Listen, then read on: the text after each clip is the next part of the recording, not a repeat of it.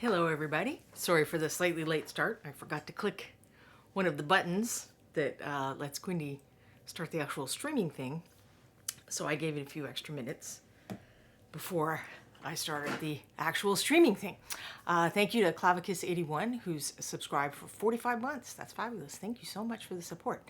Zachariah M is here. Quindy's here. I'm sure that we'll see some more people are here in a minute.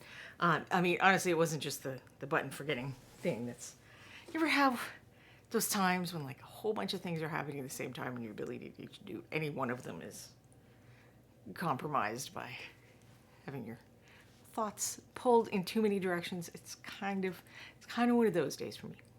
And it's a snow day, which I'm sure I'm not alone in. It seems like it's going to be a snow day for a lot of people. But here in the South, that's very exciting times. I'll have to tell you about the bread sandwiches, if you aren't familiar with those. So I will switch over to the other view now and turn on more light. Didn't want that glaring in your face before. Hey, Crows and Bones. So last week I said something about going back to the kit and I was all mysterious and building suspense. And then I looked at the calendar and I realized that tomorrow is a very important holiday to me. I mean, today is also a very important holiday, of course, to me and many other people. But tomorrow is something that I had put on my calendar last year and then forgot all about, and that is Appreciate a Dragon Day. And I am very fond of dragons, but I don't paint them a lot on stream. We have a couple of examples. So we have Timber Toad that I modified. He's a Christmas decoration, so I spruced him up a little before Christmas. Clavicus got our very first real snow of the season. Very strange for the Yoop. And Carrie Michael Cosby, lots of snow and cold here too. Stay warm, y'all. And we should be fine, I think. It's, when there's a certain volume of snow, travel just is not much of an option. Because it does seem like in this part of the South, there's not enough snow for them to spend a ton of money getting snow equipment. We have more than when I first moved here, which was 0. So they usually pre-salt. The main road may actually be fine. But if it snows enough, kind of what you do is you just stay inside and wait a couple days and then it melts. So we're kind of in that situation, I think. The neighbor kids are all outside having a ton of fun, which I love to see. I think kids should get to experience snow and having snowball fights and making snowmen and all that kind of stuff. And it's that kind of snow. It's the really pretty one where it's on the trees and everything. Carrie Michael Cosby asks if I saw the Chonky Dragons coming out in a plush version. There was a Timber Toad plush like from early on. I don't have him close to hand, but he's like a big red chunky plush, almost like square. And I'm trying to remember the name of the company that did it, and I'm blanking. But yeah, that was actually the first one that I got, I think. Zachariah says, wish we had enough of the snow to play in, but alas we don't. It's already melted off my lawn. I wouldn't necessarily complain about the melting snow because tomorrow is supposed to be Corbin's vet appointment. And they're like, they sent me an email and then they phone and they're like, can you confirm your appointment? And I call back and I'm like, well, it really depends on whether the snow melts enough for us to get out of the driveway and onto the road. So maybe, I was almost surprised that we're at the office, but I think, so it started to snow like midnight or so last night. And it had snowed like a decent amount for here. But I think some people did go to work and that maybe they should not have done that because will they get home? Who knows? I certainly had fun times driving in my first winter that I came down here. But like, I don't buy snow tires, I buy rain tires because that happens a lot. So this is one of the other dragons I worked on stream, and like at all, I have not. It's not like I've been painting a whole bunch of dragons off stream. I very rarely do that. And this was for Easter last year. I was kind of exploring pastel colors, and I'm sort of really like, this is kind of still the colors I want to paint, but who knows. So those, any dragons you have in your house or that you've painted or whatever, make sure to appreciate those tomorrow on Appreciate a Dragon Day. Appreciate all the dragons. Tell me about all your cool dragons that you want to appreciate. Carrie Michael Cosby. I'm snowed in. A Prius C was not the cleverest of purchases for Southwest Michigan. Yeah, it does. It does depend on where you live, what kind of vehicle you need. Although that first snow that I had, people with 4x4s spun out, and I made it home in a very old front-wheel drive only Toyota. So it's not just the vehicle. Sometimes it's how you approach the situation. So this is what I worked on last week, which is the dire cabbage. But my goal was to play around with colors. So I did some playing around on paper first to show you cool combinations you can get when you combine colors that are complements across from one another on the color wheel, or near complements. You can get stuff with near complements too. So in this case, we were doing, magenta is really, if we pretend that magenta is on here as red, essentially. You do combining with green, yellow green, blue green. So this was combining with the yellow green. You get a much duller thing. When you combine more of a blue green and a true magenta, you get richer colors. These are all useful things. These are great shadow colors. These ones that look a little duller. But it kind of depends on what your goal is in what you're trying to mix. My cyan, magenta, yellow color wheel is larger, so I don't typically keep it here at my desk. Oh, but I did do this after the stream. So after I paint, so I did this kind of initial lay-in with colors out of the bottle and assessed it and felt like, even though the reference picture I was using was pretty vivid, and there are actually, I had other cabbage pictures that probably were that vivid, but I had a particular picture that I kind of fallen in love with the way the colors transitioned through the individual leaves.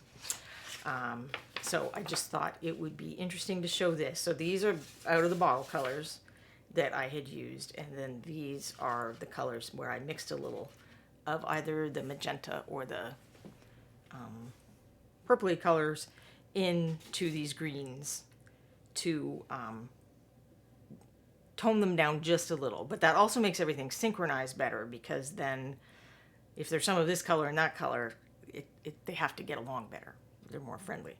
And then I'd mixed this as like the really deep shadow color for the crevices from some of the colors that were on my palette, and I mixed a little bit of that into my creamy color. So even though it looks a lot darker on paper, that is the lightest color that is on the miniature. So it's all that color is always relative deal. So I do hope to continue with this, and I was having a lot of fun with this, but I thought Dragon Day is too hard to miss. Hey, Jen Fritter, the Kapusa Monster. Zachariah AM, there's a company that can convert your car to run on treads in place of the wheels. I bet that's super inexpensive too. All right, so what do I want to do today? And the answer is kind of, I don't know. But let's see what we get. Because when I was thinking about dragons, I remembered I had this guy in my closet. Now, this part isn't attached. I did just glue on the head. So last night, I'm not sure, there was a person here last week who asked about getting mold lines off of, Bones plastic. So that's what I did last night. And let's see if we can kind of get a closer look. So there was a mold line that kind of runs from there to there. And you can see a little bit of, it's not quite, the plastic's not quite as shiny as mainly what you're seeing, because I've sanded it a little with the sanding needles. And for anyone who wasn't here last week, let me just dig those up. These are sanding needles. And if you search sanding needle on Google or Amazon, you should find what it looks like, and then I think the company is Alpha something, but those work really well. Like, I did use my regular diamond files a little bit, and I was, where I could maneuver it in there, because it seems like they're so open, but because of all the spikes and everything, and I hadn't glued the head on yet, it was really hard to get a knife handle positioned so that the blade was where I wanted it to be. But where I could do that, I did kind of pare off the mold lines. There was another set up here, across there and there a bit.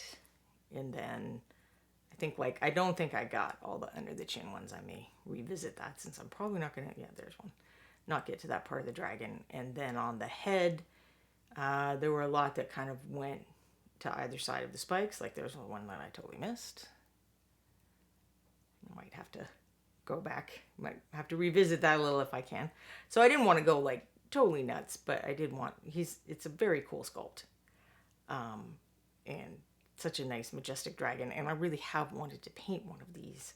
So I did want to make a little bit of an effort. I think I have at least 2 backups, and I probably have one of the resin ones. This is the Bones material. So this was from, I'm going to say Kickstarter 5.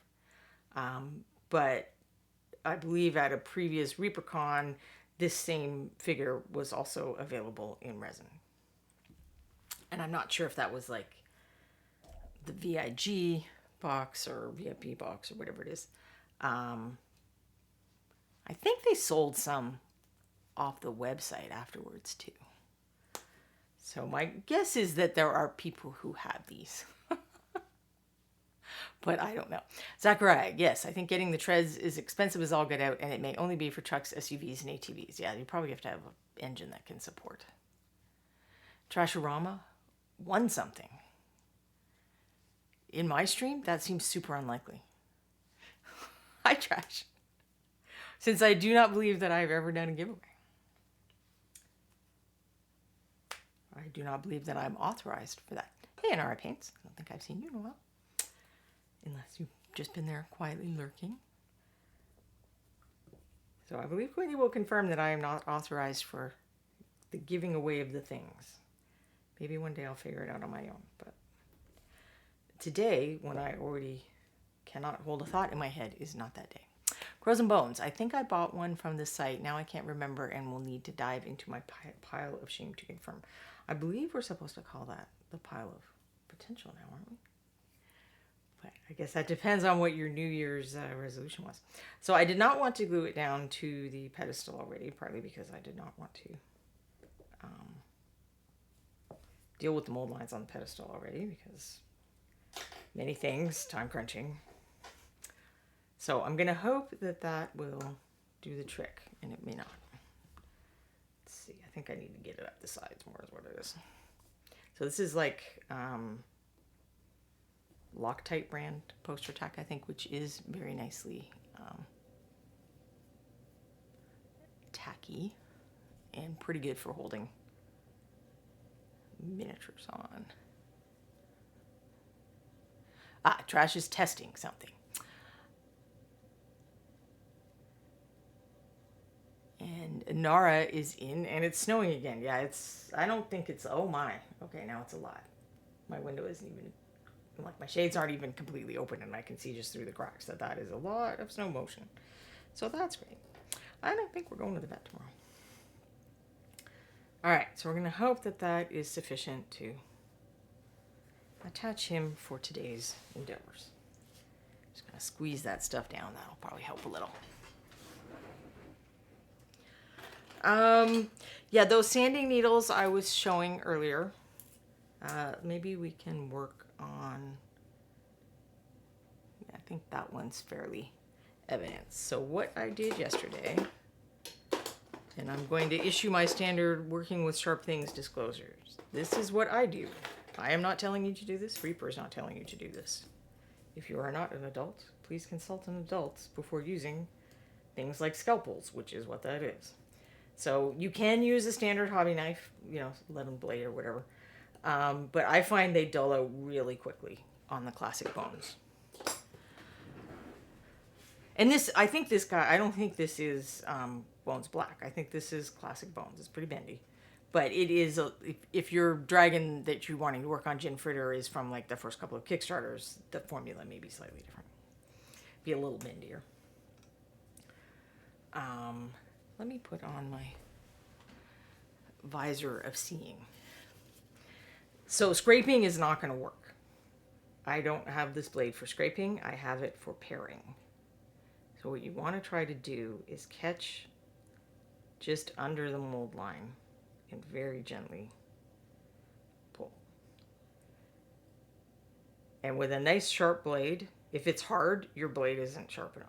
Like this is how when I used to use standard hobby knives, when I started getting frustrated, that's how I knew that the blade needed to be changed. And it would sometimes only take a couple of minis. So that's partly why I switched over to these scalpels, which weirdly are also number 11, just in scalpel. And I probably do need a new one. I think this one has been on here long enough that I've probably prepped more minis than I'm remembering with it. You see, if on a nice edge like that, it can just come right out. So this is kind of a little place where, there was a strut or whatever attachment from the plastic, and sometimes it leaves a little mark when it rips off. Now, sometimes the mark looks bad, but if you kind of feel over the thing, it's a visual artifact. It's not that much of a physical one. But I do like to check these and just kind of carefully scrape them to make sure, especially on something like that. It's supposed to be a relatively flat surface. So hopefully you can kind of see the difference between this section where maybe it's actually more apparent from the other angle. So this section, you can kind of see where the mold line is sticking up there, and you can't see as much sticking up there. But sometimes you'll have curves or interior locations or whatever, or maybe you don't want to work with a scalpel, which, totally understand that decision. You can use these needle files.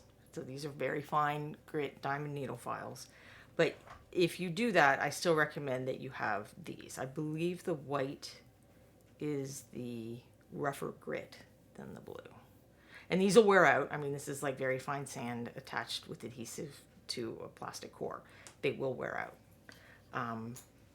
In fact, these may well be, again, things that have worn out that I've had on my desk for a long time. But they were working. But I probably should go to my pool of things. So let's try on this upper part of the mold line. I will use one of my diamond files. So you want to use a light hand. And by light hand, and I know that I creep people out when I say this sometimes, I mean you could do this on a baby and it would be fine. Like, that is how light a hand you're using. You're barely touching it. You're not sawing back and forth. You're not scrubbing it. It's not a metal miniature. You're just trying to rub that line off. I also find it helpful if you go in just one direction instead of the sawing. On metal, I totally saw. But for this, going in one direction is helpful because if you get these little bits and they're not totally coming off, then you can come back with an even lighter touch in the opposite direction and kind of work it off.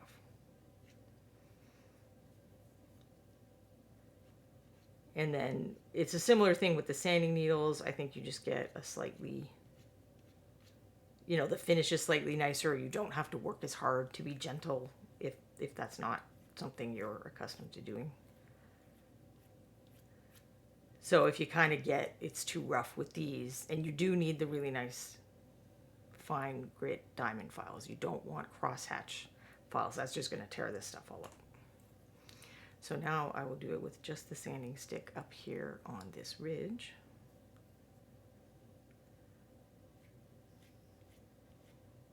And you can see, I think if you like look closely, you can see where there's some like little fiber things coming up.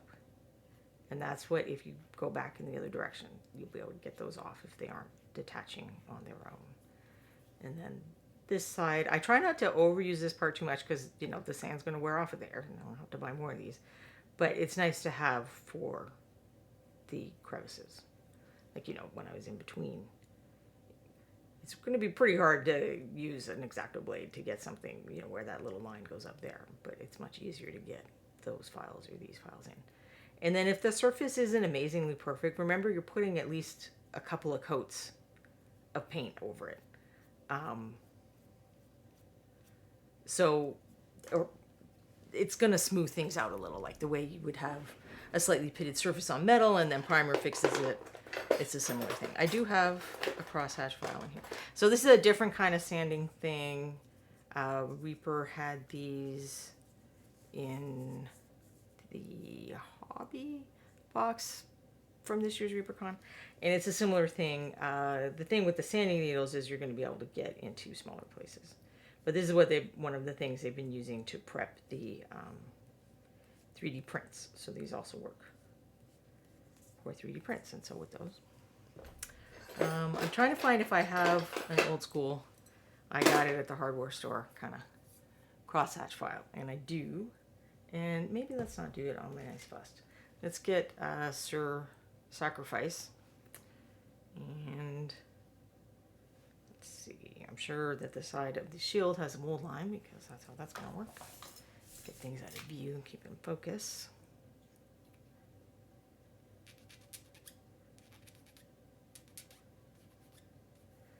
So it's creating more of those little things that stick up, and it's not great at getting them off. I mean, it came off eventually, but that's kind of like a nice, easy to reach place. Yeah, it's actually taking longer, and it's more of a pain in the butt with this than the sanding thing. Crows and Bones uses cheap nail file sticks from dollar stores as well. I like to trim them down to fit odd nooks and crannies.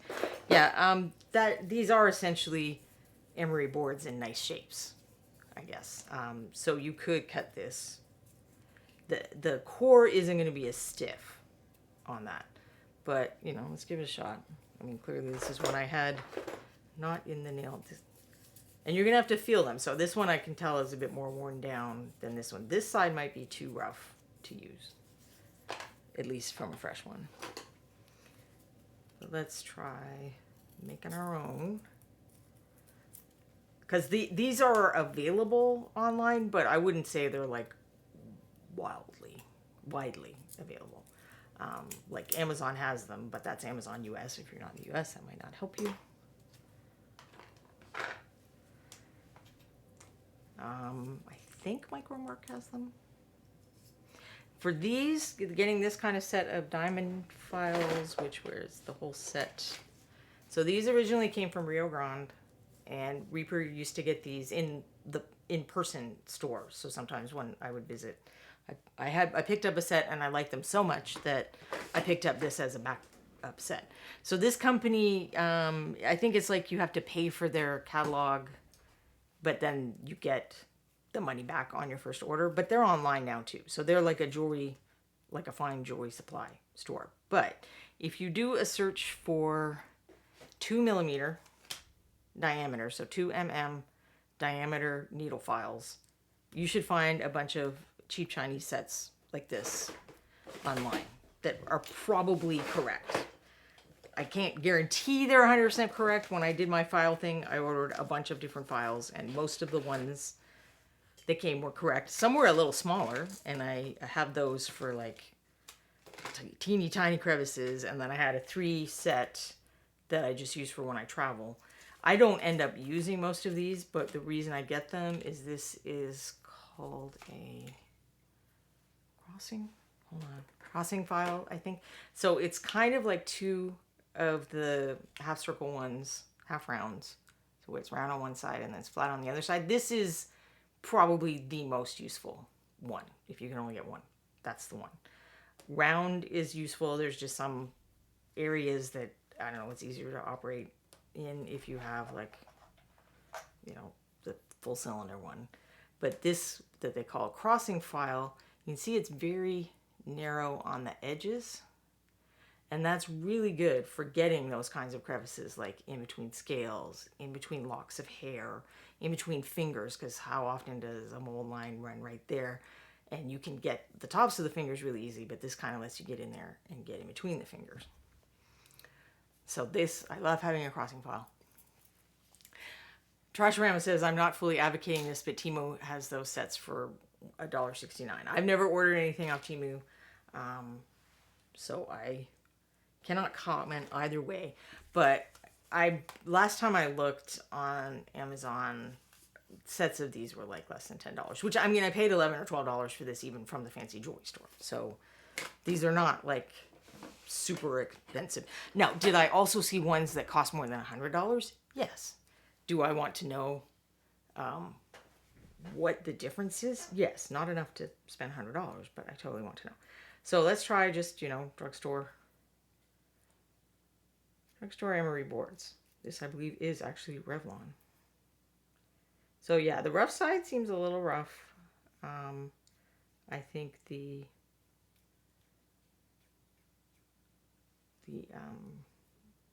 less strong grit side would be the one I choose. But I mean, the plastic can vary between different figures, different, you know, print runs, as it were. So it doesn't hurt to have a bit of a stronger one at all.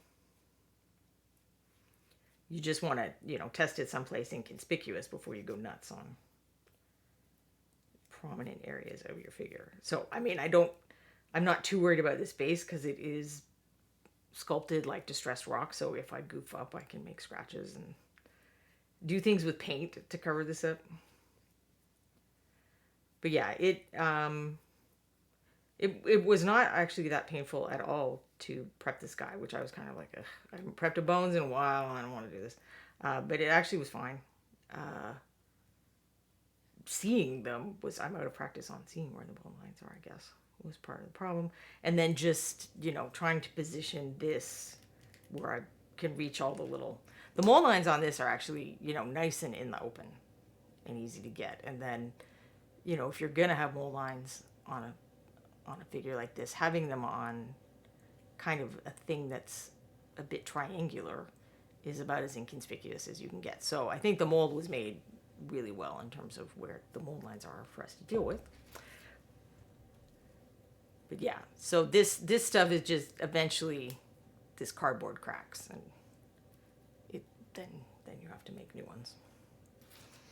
I have little plastic sanding sheets too, but I've never used these on bones. They're so flimsy, but I guess you can kind of wrap them around things.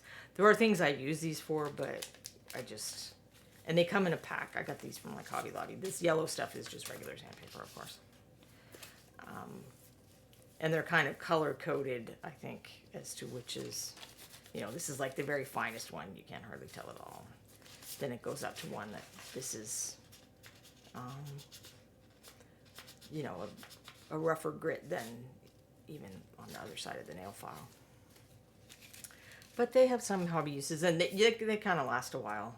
You can just kind of shake the gunk off, but eventually you'll lose some of the grit off of them rubbing against a bunch of surfaces.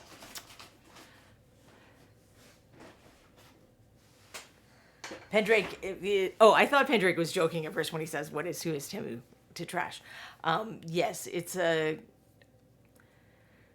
Chinese Amazon, Chinese eBay, so companies that make all those things in China. Temu is one of the sites. What was the previous one? Was it Wish? Was Wish the big one that everyone was using? I thought I knocked my thing out of alignment. And I've ordered from the other one. I haven't ordered anything from Temu, but everything is there. And as Inara Paint points out, you may also be sharing your personal data with a site that you don't know much about and is not held accountable to anybody around here. So it's definitely a buyer beware situation, which is one reason I haven't ordered anything. And they kind of have a first taste is free thing where the first few things that they will show you are like $1 or less than $1 or whatever they are. And they have everything, like, how much stuff Chinese factories make. So, like, there are so many knockoff things or things that are similar. Like, it's sort of crazy. But generally speaking, I would rather pay a little more and get what I want. I'm slightly tempted to order from that other company that I have ordered from before. And like Amazon, it's a lot of third-party little sellers, too. There are these oil pastels I want that are Chinese branded, like it's a Chinese brand name product that I'm trying to buy, and it just hasn't been in stock on Amazon for a while.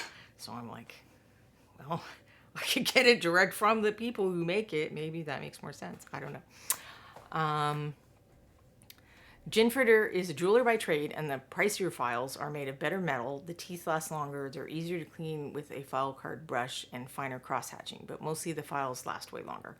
The ones I was looking at, I think, were diamond files, which I don't...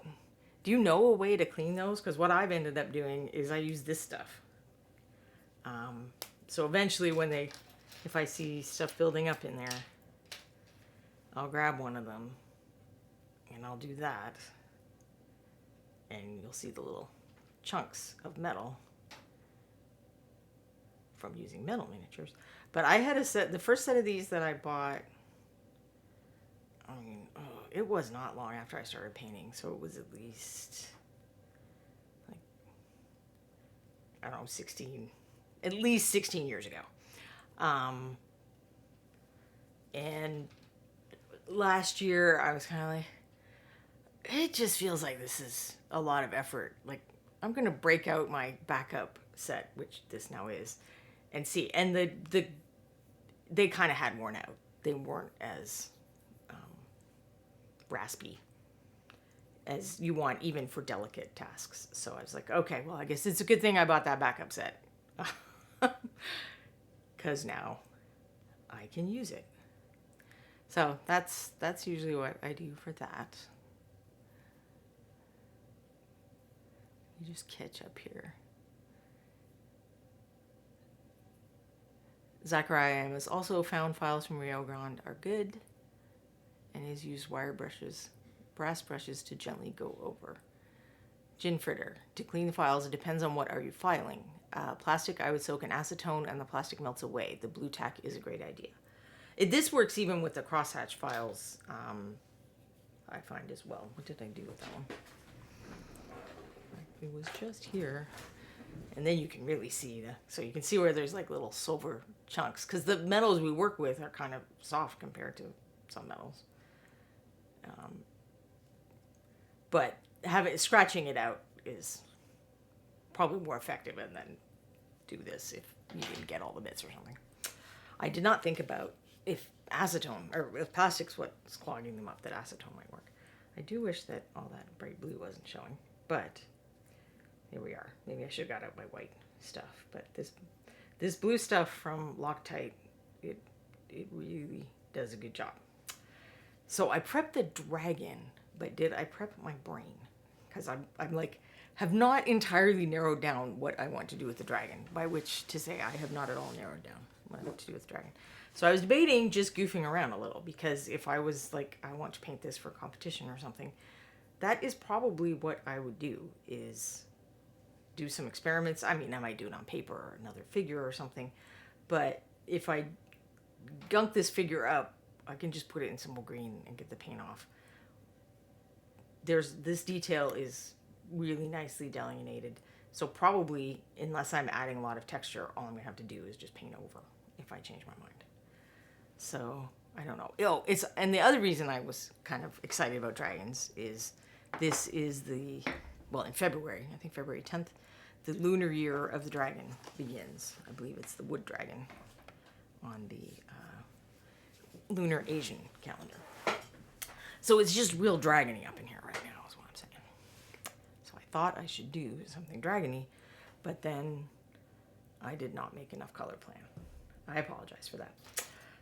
I'm just feeling very scattered. But on the other hand, I don't know if it's good to kind of see me experiment. So I don't know, I was feeling kind of teal and purpley, pinky, those kinds of things. So I just grabbed some stuff off the shelf that might be possibilities. And then I did remember when I was painting this guy last week, I was like, where are my, brighter pinks and stuff? And they were like on another shelf from painting that Beast guy. So I should have had last week and didn't, was Thuvian Sun Orchid, which is another Pathfinder color. We had lots of Pathfinder colors last week. And there were a few others that I was like, oh yeah, it was that.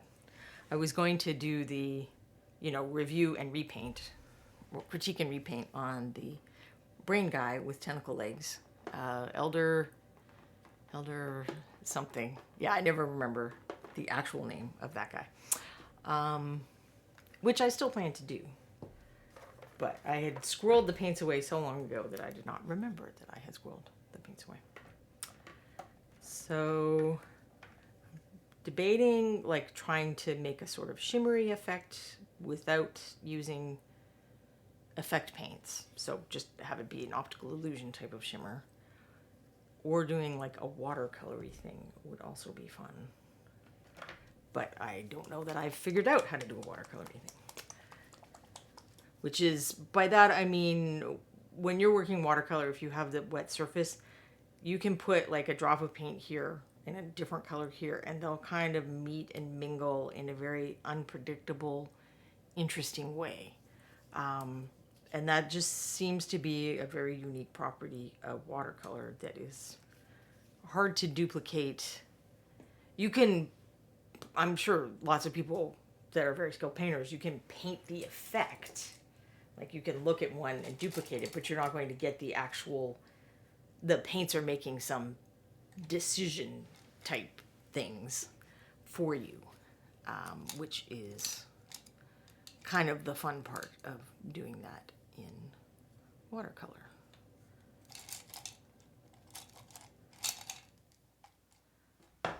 But watercolor also works a lot with the paper. So you kind of need a white surface. So I'm going to paint a little bit wet. Pendrake, here's a wild idea. Paint one side to tabletop level, paint the other side to competition level, make it a demonstration model to show that difference. That is a wild idea, and maybe I'll do that. But I would still need to know the colors. So I think goofing around a little with color is probably still where to go today. And, you know, since it's the year of the dragon, I can paint dragon all year, I would say. I would say that's what that gives me permission to do. So let's try the watercolor thing on this side a little. So this is just plain white, pure white paint. Because I have to brighten the surface. Part of the way watercolor works is it's a transparent paint. So you make things lighter by letting more of the paper show through instead of adding white. So you don't, I mean, you can add white, there's white watercolor, but sort of general practice in watercolor is using the paper for the light areas. So you don't paint it all where you want things very light. And then you use, you know, thinner washes, and they totally call them washes, on areas that you want to be lighter in value. And then you add less water to your paint on areas that you want to be darker in value. And usually you build up from the lightest to the darkest, because you can't really get the paper back once you paint over it. So it's actually one of the more difficult kinds of painting because there's no take backsies. It's a little bit like if you use the, I don't know, what I've been calling them kind of one coat paints, like contrast. We've had the super washes. Everybody's got their own one. The idea is that you either go over a straight white surface like this and the paint will pool up in the crevices and kind of create some shading, and then it'll fall off of the upper areas a little and more of the white showing through, and you're creating the highlights. And if you painted those, you know that if you're painting a guy and I want his shirt one color and then this armor a different color, if everything's white and I'm just placing colors over, if I get, if I make a boo-boo like that, it's gonna show unless I take a minute and paint white over it again. Or if I slop up onto here after I've already painted this section, it's gonna show. So it's kind of like that, although that is like a quicker technique. In some ways it's a stressful technique because that, it's really more difficult to deal with when you make mistakes. So I was all like, teal and purple sounds good. And then I didn't really think about it. Zachariah says, half zombie, half regular version of the same color dragon. I'm probably not your go-to painter for zombie dragons, which, I mean, perhaps means that one day I should try that on the show. But, I don't know if this magnificent dragon bust is the time to do that.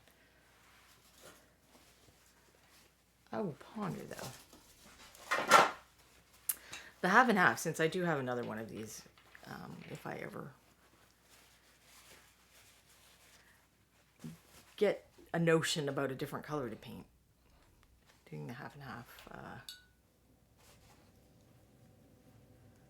tabletop versus display is an interesting notion. I mean, other than how many episodes are you going to want to watch me paint display through? Because it would take a few. That's the whole thing about display, is it takes a hot minute.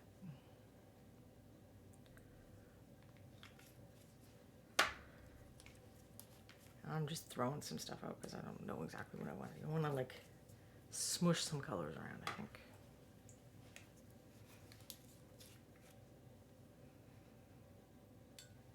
Yeah, I should probably have had a system, but why start now, right?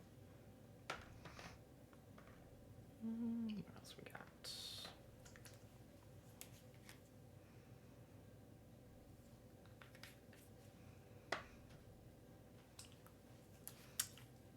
Probably, I thought I had a darker teal with me, but it does not look like I do. I've got pinkier, redder ones too. I don't know where you make all of that work together. That seems like we might be asking a lot, but who knows. For if I want to try to do a sparkly thing, there I do want a little more color contrast, I think, so that you can get that effect of light bouncing around, reflecting off stuff. I'll throw some of these out. I do want a different lighter color option than just white, I think. Having some of these colors go to yellow is kind of cool. Or go creamier. I mean, we're not talking about straight up yellow. I think we'll go back to last week's yellow mold. Or, oh, sorry, insane. That's true. I'll put both of them out. Pendrake's at a whole 25 degrees. So balmy.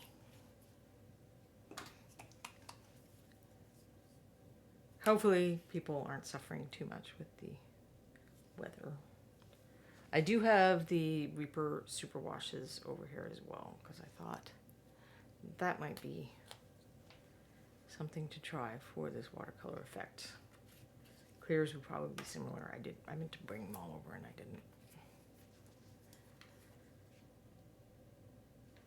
We desperately want to make Corbin our cat, who loves to go outside normally, but he's kind of like, what is happening with the snow? He's like, no, this is... I think one year we got him to put one whole foot in the snow, and then he was done with that. My husband said he took him out this morning and he just sat on the stoop looking at it. So he is a southern kitty, I guess. He's not really interested in all this snow nonsense. And this is a very patchy white, so I'm going to toss another coat on. The nice thing about it being cold and the heat coming on is that my paint should dry pretty quickly. So will my skin, but different problem.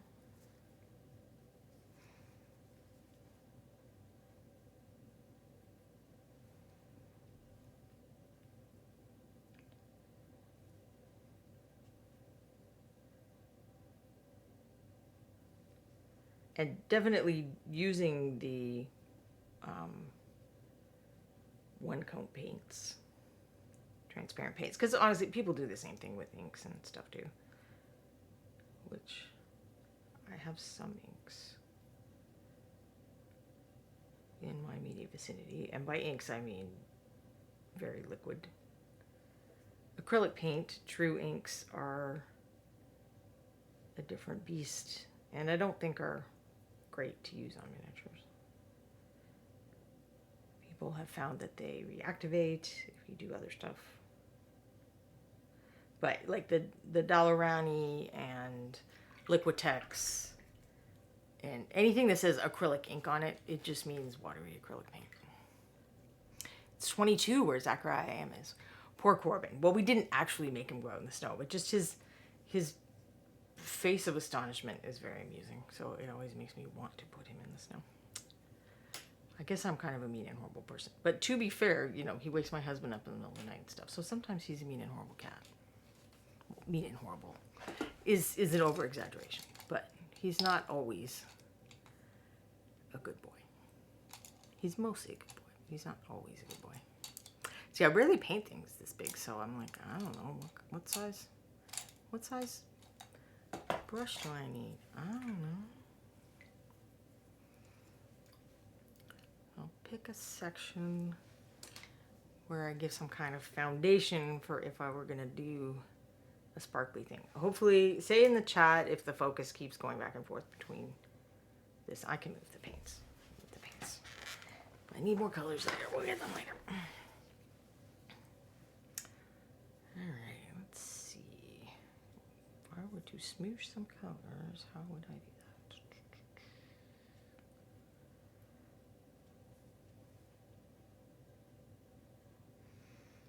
Then it's like, do I want him to be kind of variations within a scale or over areas? I don't know. Wouldn't it have been kind of cool if I thought about this more beforehand? No, this is, I mean, sometimes this is kind of what you have to do to figure stuff out. I mean, you can do it on paper and stuff too. It doesn't have to be totally chaos.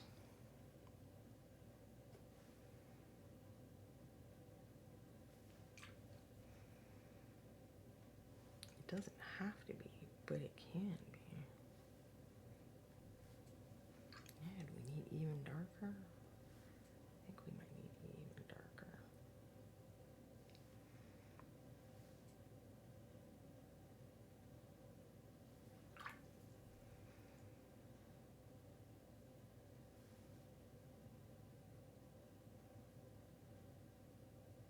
Because you get this sort of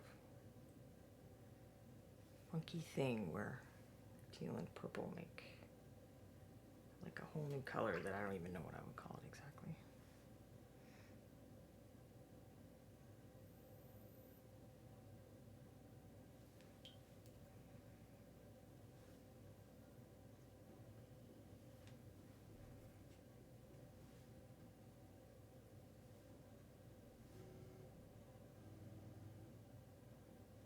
And this is, as we discussed last week, sometimes you have to, I mean, not just sometimes, most of the time you have to do 2 coats with wet blending. So I'm going to not fuss too much with the lower transitions especially,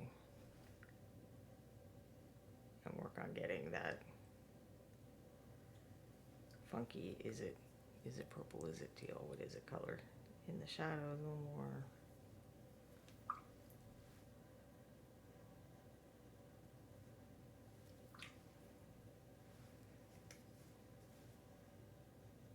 I don't know, maybe he is a little too pastel-y.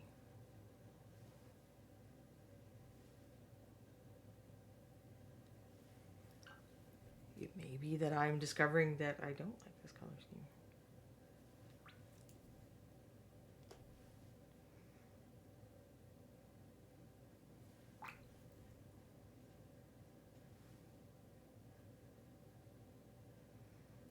I probably should have a couple of places where I do the purple and a couple of places where I do the red to make that decision. I should have left out the purple part.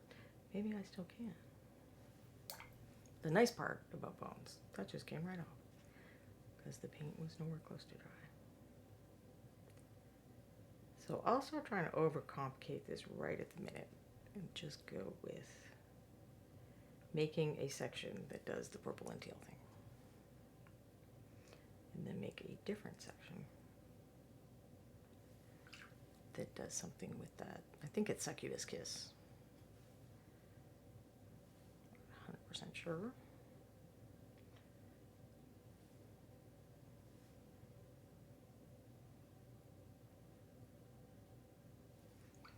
Here's where that story about how I told that paint's gonna dry fast will come back and bite me.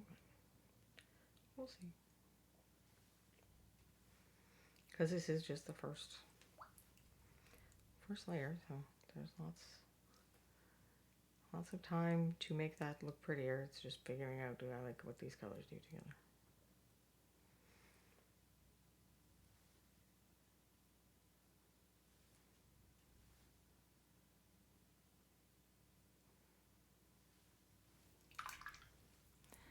And then we'll come up here. Do I have a darker version of that green?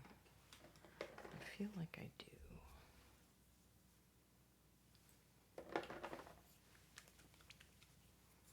nearly matches the blue tack. I feel like that's much truer blue, and that's more teal. Does this one nearly match? That one's closer.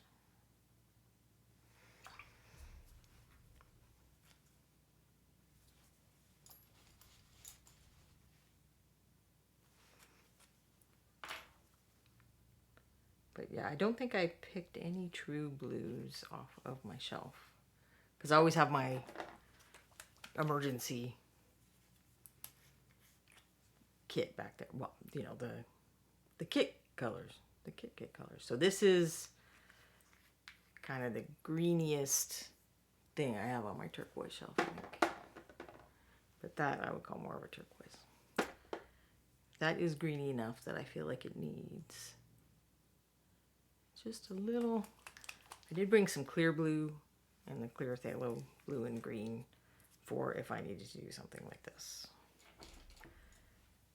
Because in comparison to the other colors that are out, that is just reading is really, really green. And we did green and magenta last week, so we don't want to do that again immediately. We definitely want to do that again because that's a cool color mix. Pendrake, sometimes he's in 16K color. Well, I mentioned this last week, so for anyone who wasn't here, and if you want to go look for information that will make more sense than whatever I say, go to Gurney Journey, or just look for James Gurney blog or Gurney Journey. He would have written this in the past couple of weeks, but there was a study that shows that exposure to a certain frequency of red light for a short amount of time per day or a few times a week can improve your color vision, like your ability to distinguish colors, by up to 17%.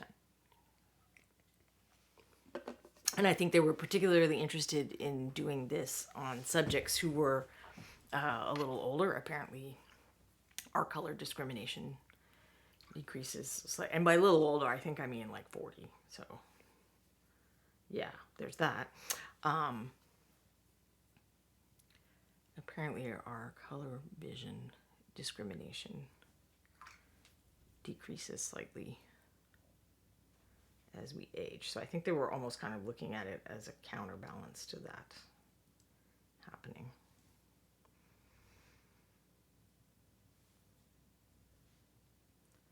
But I mean, I don't see why you can't kind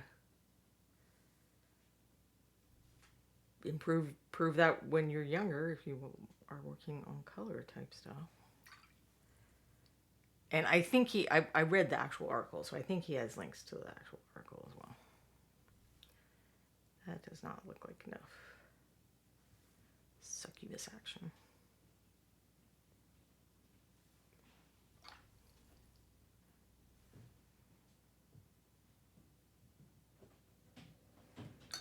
We will have to add more. Or I wonder if I brought my red brick over. That is nice for crevices.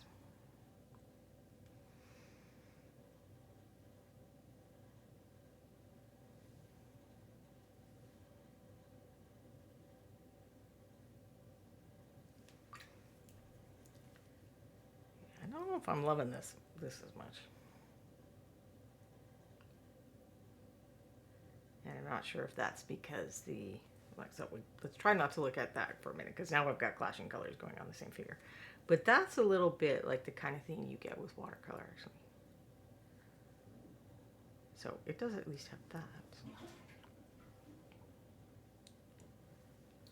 But yeah, I don't think I'm being persuaded about the redder color. But I imagine that this purple would work well with the greener turquoise as well as the bluer turquoise.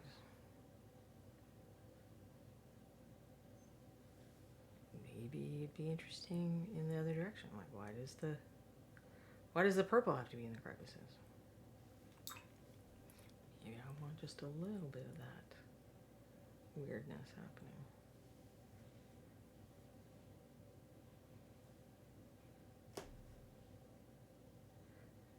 not sure this is the ideal brush for this activity.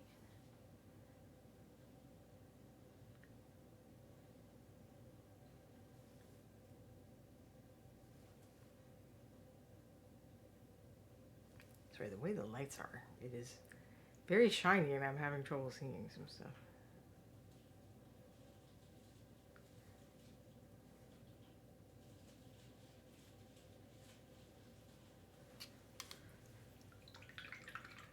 So after adding the purple in, I kind of actually like it a little better. Like the purple and, but even still keeping some of that pink. I don't know.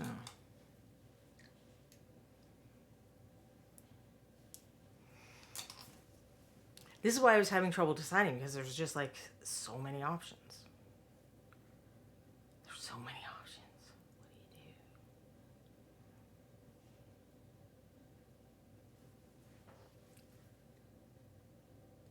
Then I imagine it'd be possible to, you know, add some of that pink in here as well.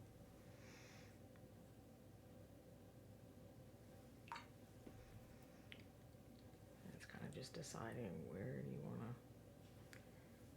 switch over to the teal.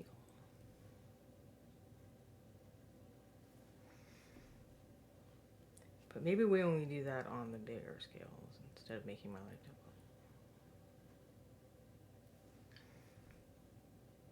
I was using this one before, I think.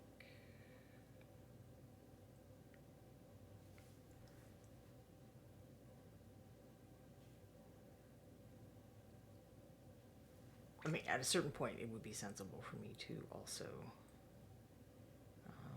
let's be wacky, make a mix. And you know, when you have the more extreme, the more differences you have in a color, the more helpful it can be to have some intermediary mixes of those colors to work with instead of expecting them to just wet blend or whatever right out the gate.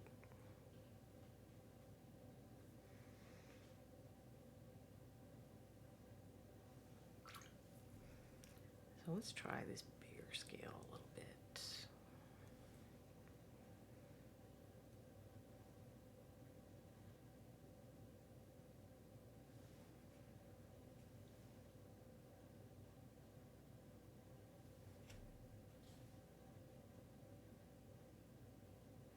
And it's a dragon, so I'm gonna play around with being streaky a little and see if we can kind of make that look like the plan.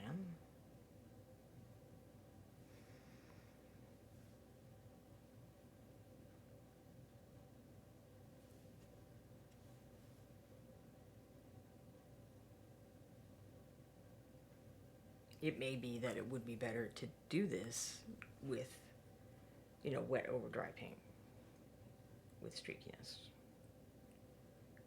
instead of trying to get wet blending to solve all my problems. I suspect that that's not a terrible plan, actually, because you're still getting a visual mix of colors playing over one another.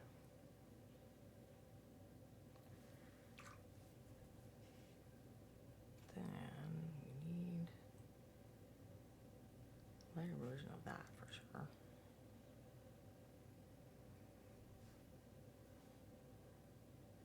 And that has more white in it, so I'm adding water, even though I typically don't add a lot of water to my paint.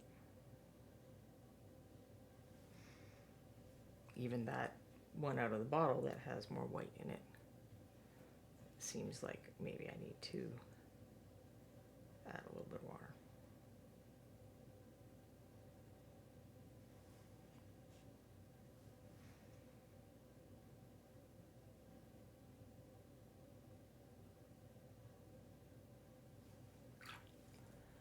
Yeah, I kind of think that maybe doing the little streaky thing with wet over dry paint would be nice from both a textural and a color point of view.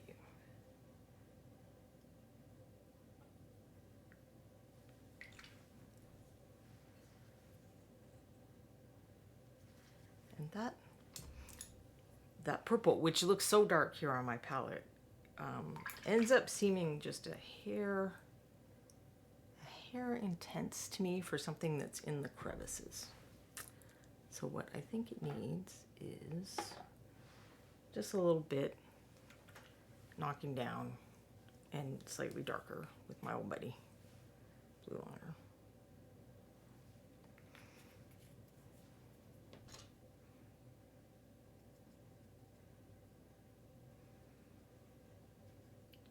Because I think this is probably dioxazine purple, which is very, very purple, even though it's quite dark. Oh, but I didn't keep any original. Hold on just a sec. Pending. Got my purple here somewhere. That was Carnival Purple is the Reaper one that I'm using currently that I've now lost. And there's the red brick I was mentioning, which might be better than the succubus, but now I don't know how I lost my Carnival Purple. There it is. Because it's so dark looking until you... And that when I do these swatches, I'm essentially doing the watercolor thing where I'm letting the white of the paper create the lighter version of that color for my swatch. Put that over there in the purple room. And now we will let the white of the paper show us some stuff. So this is Carnival Purple, which I believe is mostly dioxazine purple. I am just guessing. I'm not giving away Secret Reaper formulas. I don't know the Secret Reaper formulas. And then here is my modified version, where I think maybe I took a little too much of the purple out. So that's why I'm testing. I don't want to take too much of the purple out, because we're playing with that purple turquoise weirdness.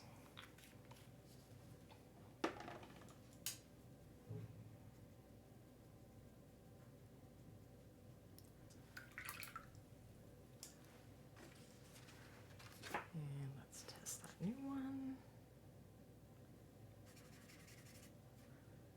Yeah, I think that's probably a little closer.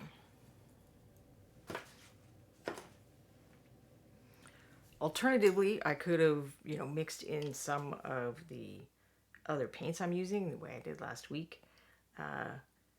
For this particular thing, I think I'm kind of playing with how colors are different from one another instead of making them more like one another. So I feel like I'm not sure I do want to do it that way.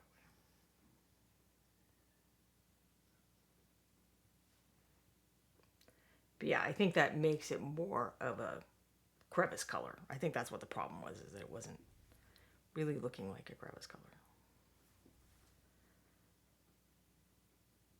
And the nice thing about if I do it with wet over dry is I can just go back and forth with all kinds of weird nonsense. Now, with the knowledge that you can make mud this way, the same way you can do mixing things on your palette. So I don't want to kind of test out what I'm doing here and there before I invest too much. But that seems like a viable color scheme option. That's not the sparkly thing I was talking about.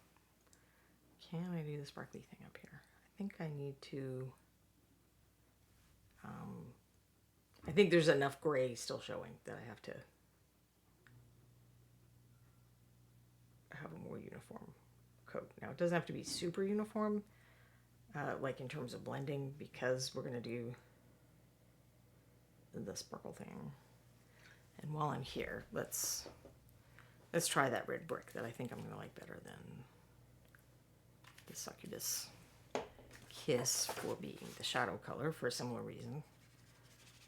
So that's red brick, where, it's definitely a color, but it's a little darker and a little less ba-boom than the Succubus Kiss.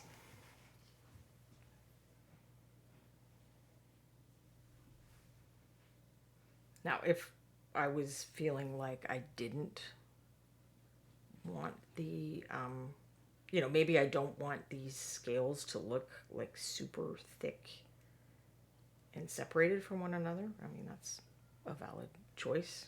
In a snake, you can't always see between every scale. Some of the scales are less raised, and so there's not as much. The shadows don't fall into the crevices are shallower, so there's not a lot of shadows in them, I think is what I'm trying to get around to. So I don't have to paint these crevices as super defined as this. That could be like a choice decision of the artist. I mean, like I was looking at the Hydra that I painted, well, pictures of the Hydra, because, that's over at Reaper now. And I painted the scales as with having a lot of definition between them, but I was looking at a work in progress picture before I did the lining, and I kind of liked the look of it. So I think it'd be fun to get one of those and paint the scales in that manner instead, to look more like that kind of real life snake type thing, if that makes sense. So I'm not going for like massive transition action here, just establishing a little where things are darker or lighter. And then I guess I'll kind of do the reverse of what I did on that one and start going more blue on the ends.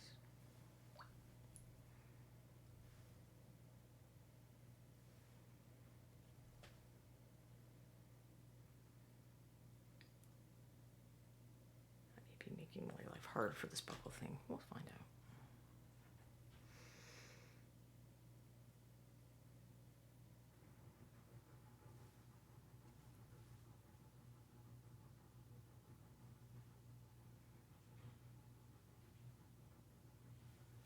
I know, now I lost a bunch of my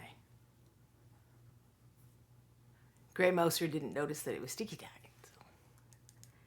Yeah, I didn't prep the thing, and I don't know, it seemed like it worked as a handle, so I might as well just keep it like that. But if I end up deciding I don't like it as a handle, I can pull them off and pin them down to something else. I've been having a lot of issues with my hands for a while now, which is why anything involving sculpting still hasn't happened. Like prepping this guy was kind of painful last night, which is annoying, but it is what it is.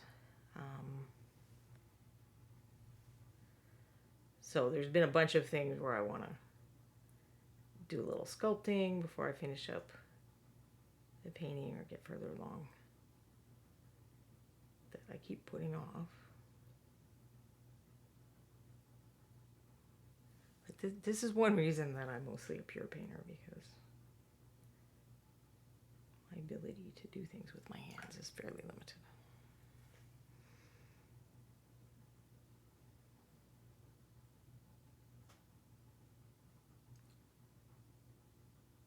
I mean, that's kind of, I don't know if I'm liking that one better, actually.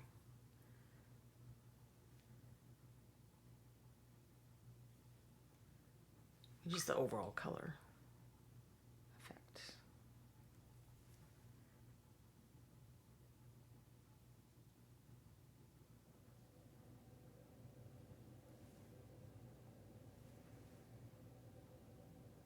I mean, I like this, but there's still something that doesn't look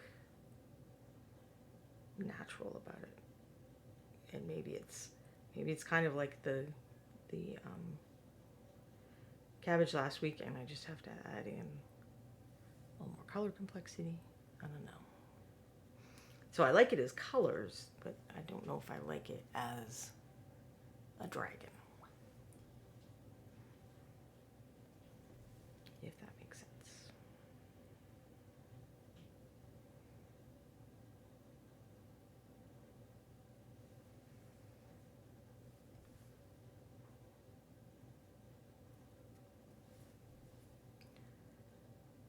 So although this is happening because I'm somewhat scattered and disorganized at the moment, this is the kind of thing I talk about recommending that you do. Like if I just come in with I think this color and this color are great and it's going to be amazing, and it might not have been working and I wouldn't know why. This way I kind of get to see, look, okay, what does it actually look like instead of what I think those colors are going to look like. And also, what do they paint like? Because I might decide that painting with a color is too annoying for painting this much of something. Like that's a valid choice. Or if you're painting an army, like this is why doing a test figure is worth doing, because you're seeing how the colors look, but you're also seeing how the colors paint, and do you want to deal with that? For funsies, should I put in some of this too and see what happens? Yeah, why not?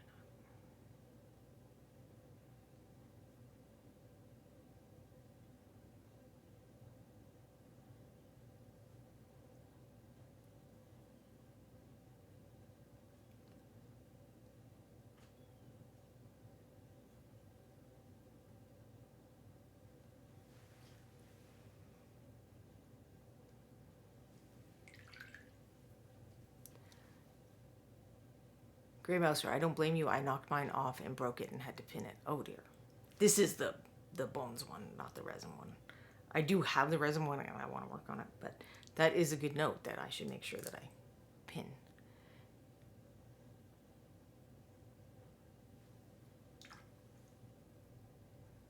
I sold my treasure dragon after I did gold on it. Guy said he wanted it before it was done. Apparently gold is an easy sell.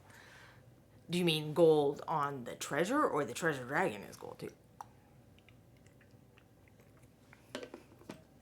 I think that was the other one that I was looking at when I was going through my box, looking for things to enjoy dragon stuff with. I looked at that one, but since I'd done the Timberchode kind of little guy that's about the same, so I mean he's small, he's a little smaller. I thought I should mix it up. Grey Mouser says yes, gold on the dragon and on the gold. So that was a very shiny gold dragon. If I do the sparkly thing, I probably want a brush with a good point. And some of these colors are going to be a lot easier to do that with than others. So where you want to see texture and effects, and you want to see the differences between brush strokes, it's good to have paints that are a little more on the more opaque side, where for this blending type thing, sometimes it's advantageous to have paints that are a little more on the transparent side. And the problem is that you don't always have a paint that does one or the other in all the colors that you want. So all the dark colors here are a little more on the transparent side, which is going to make things a bit of a pain in the butt for me. But on the other hand, you don't perceive texture as much in areas that look darker. Grey Mouser painted the rocks and washed them because they wanted to add some variation and finish the rocks. But apart from that, the dragon wasn't done. The person was just so excited about it that it was like, no, let me buy it now. I need the shiny. I'm sure we've all said I need the shiny in one way or another. So for those crevices, let's see if I do something like that, if we might be able to see some texture, but I'm gonna have to mix in a few different colors. And maybe we'll work on the lighter parts first. We got that's really light. That's really light. I'm gonna need a little more. I'm gonna need a lighter version of this, I think.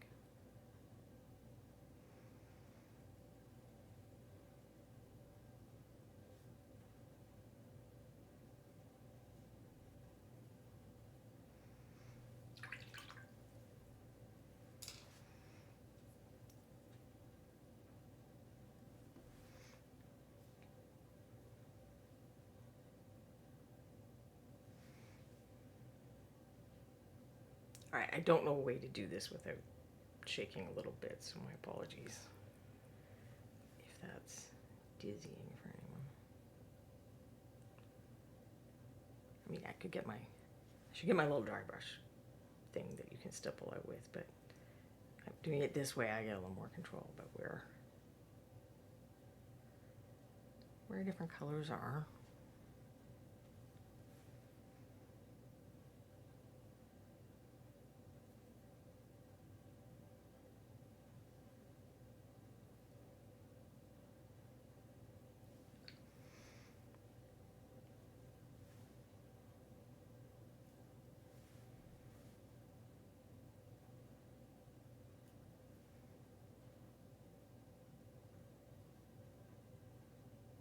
Doing it this way would probably also take roughly the rest of my life, so I don't know that that's a great plan. I think I might look for the brush.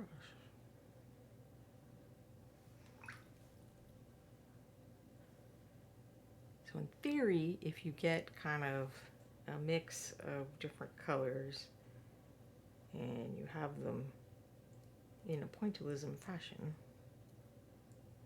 you can kind of get like an opalescent, reflective type of color shift effect.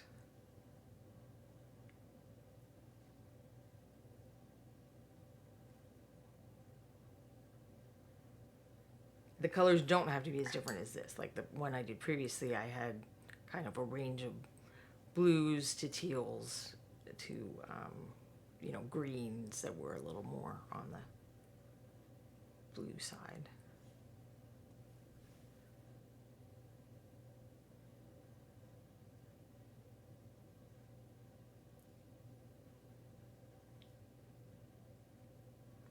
And then if I'm deciding that this color that's quite potent, there's too much of that, I can kind of, just dot over it some more and back it off.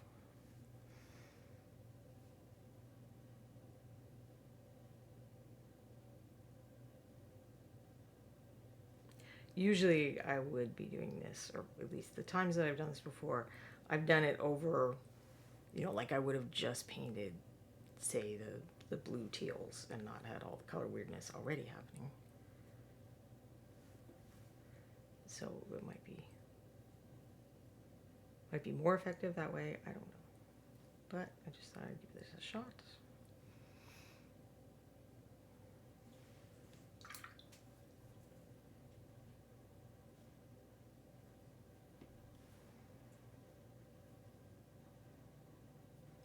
So I'd be learning something here too, that this would definitely be something I would only do if this were a display project. This is not the way to do it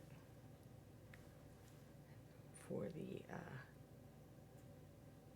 tabletop side, because this is going to take a hot minute and there's no real way to speed that up other than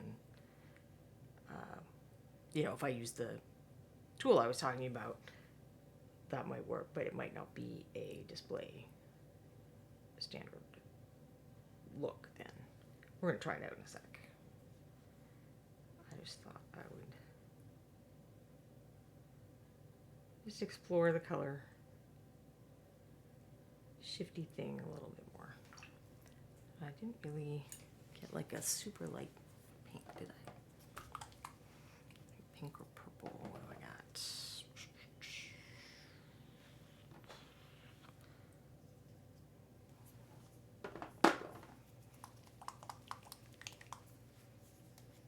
Greymaster was promoting the Gold Dragon to be completed for sale at our local convention this fall. Now I have to see if I can order it again. Well, hopefully you can. Or hopefully someone else in the community will hook you up if you can't find it.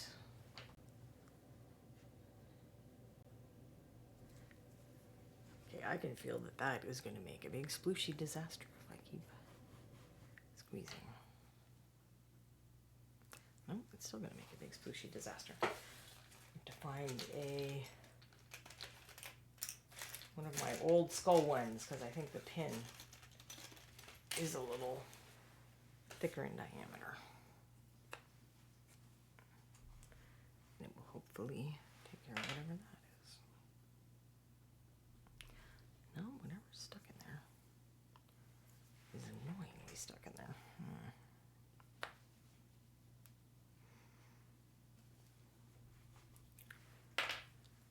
by making sure that the mixing bead isn't trapped up in the top. All right, well,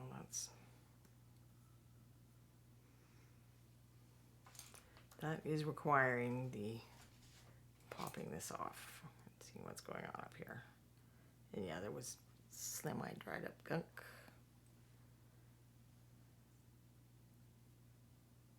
Because this area had become separated from the rest of the paint. Because it is long past time that I did my paint maintenance. Gray Mouser. It is still for sale on the site, but I have to find other things to add to my order to make it worthwhile. Because yeah, you want to make sure you get all free goodies and stuff, right?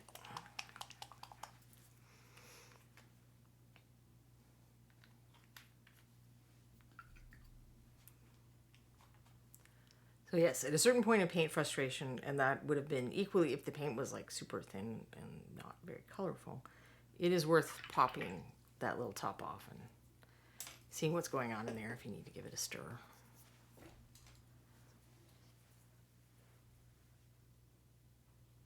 Stuff like that.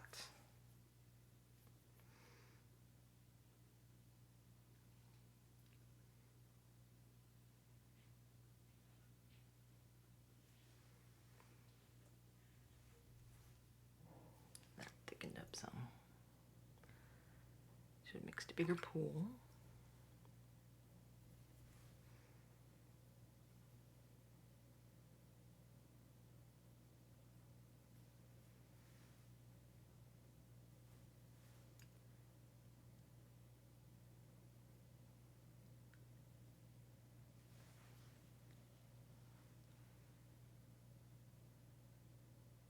So it's not going to look the same as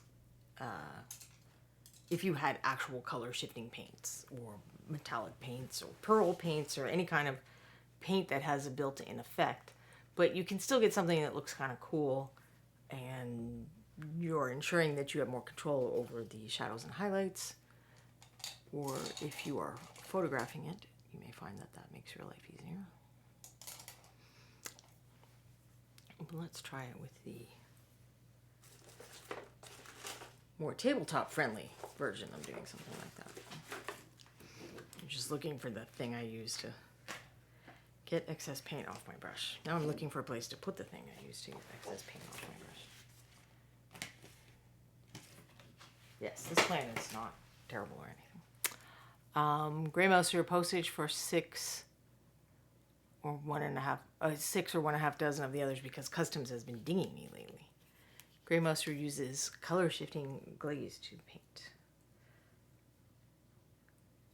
So like the paint you're using as a glaze is actually color shifting, or you like paint the teal in this case and then put the purple over to create the color shift. All of which are also valid and potentially cool options. So let's see. Something like that. Crevices.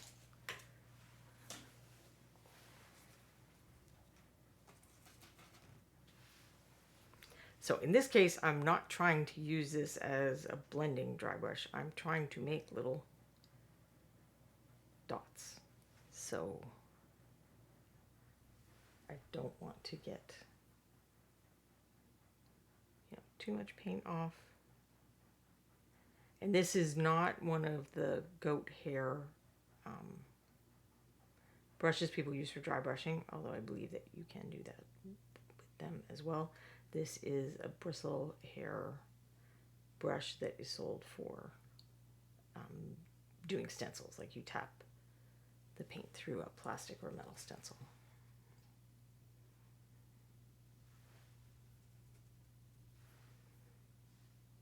You can kind of see that it leaves some dots. So if you kind of had a little less paint in there and we're doing it with a gentle hand, you can get that dry brushing that all the kids are doing these days for the slap chop and whatnot.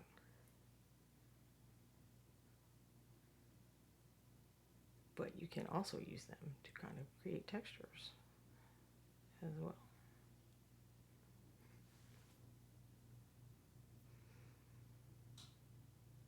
I didn't put any of that in yet, I don't think.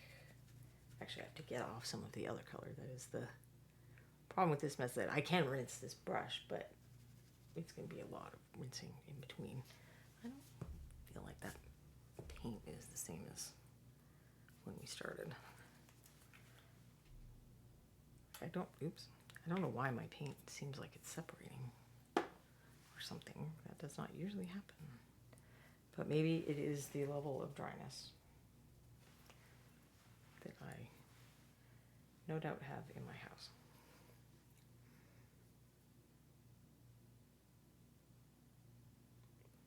There, I think you can kind of see the dot pattern a little more.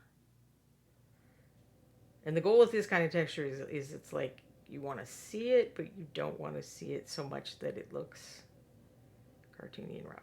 So it's like this weird little, I mean, I'll go ahead and just do it over the when I was doing the fancy way too.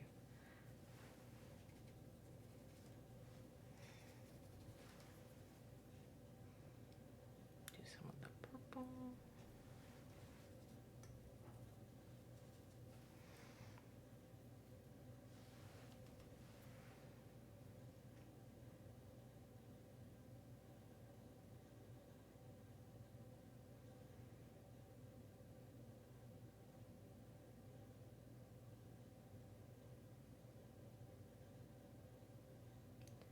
And then we have to get back some of those greens, I guess, right? Teals. And for that, I might actually go ahead and dry the brush off. Gray Mouser paints it and use a glaze on top of Dragonfly Folk Art glaze, so it's a bit of an adventure at times depending on the paint color. It sparkles in real life, but not from a camera. I don't have a paint that does that, but for like stuff on paper, I have this shimmer pen that it's clear. It's just kind of, you go over something and it just adds this little shimmer. And it's really cool. I like it. I would love a paint that does that. Maybe I'll have to try out this Dragonfly paint color. Right. We'll start here.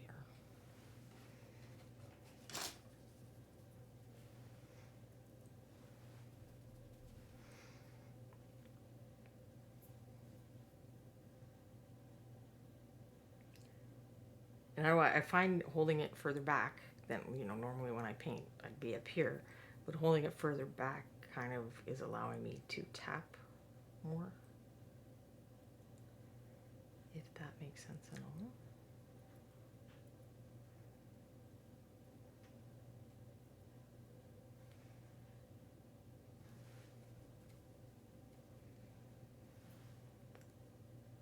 And for this effect, it might have been cool to have some truer blue colors as well. We'll switch over to something bluer now.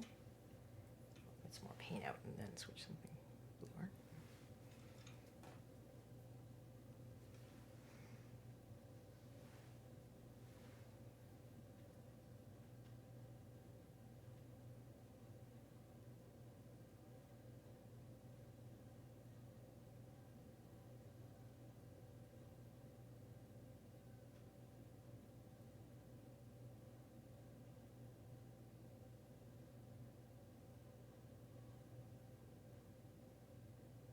Those little ones up at the top didn't really get the highlight on the edge, so let's see if I can do that from scratch.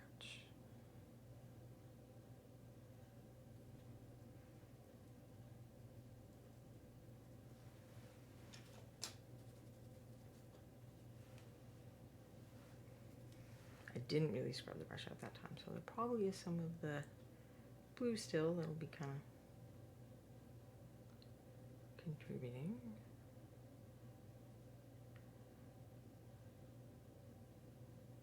Now, to do this method, I would absolutely do all of that first and then go in if I wanted, really nicely defined crevices, then go back in and paint those after, because it's very likely, especially as we start getting to these smaller ones, then I'm going to start getting the brush places I don't necessarily want to have that color, but it's easier to do the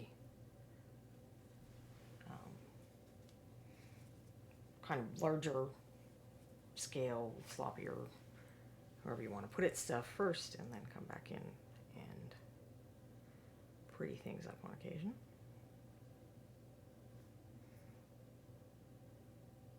So I got a little bit in a darker area. I'm not going to sweat that too much. I think I need to come back, get some of those pinks back up just a little bit.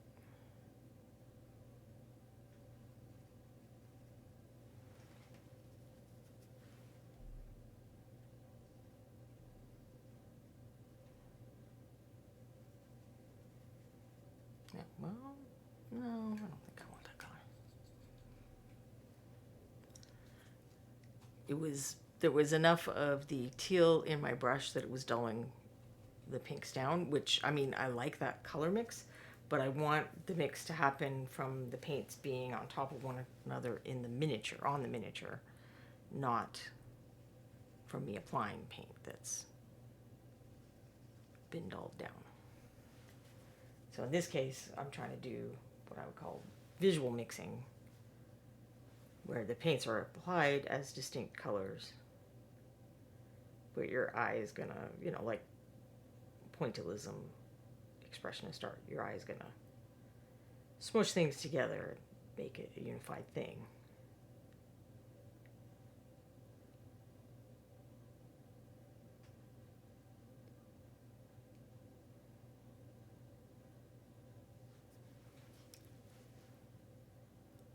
So the dots are not as well defined as my doing it by hand,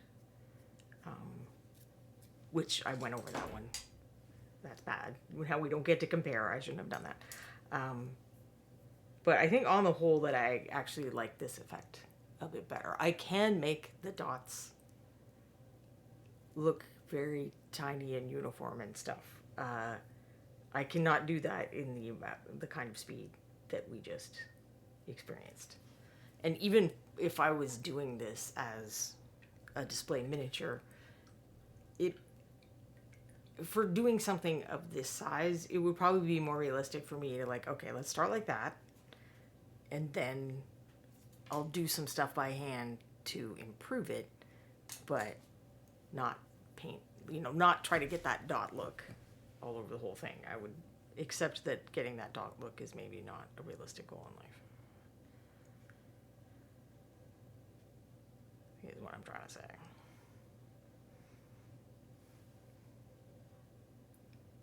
We'll just add a little bit of the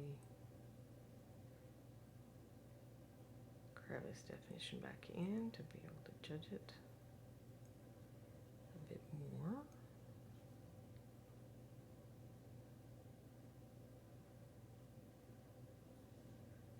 And here's where I certainly could start playing with glazes and doing additional things, but at a certain point I am risking muddying color up if I go too nuts.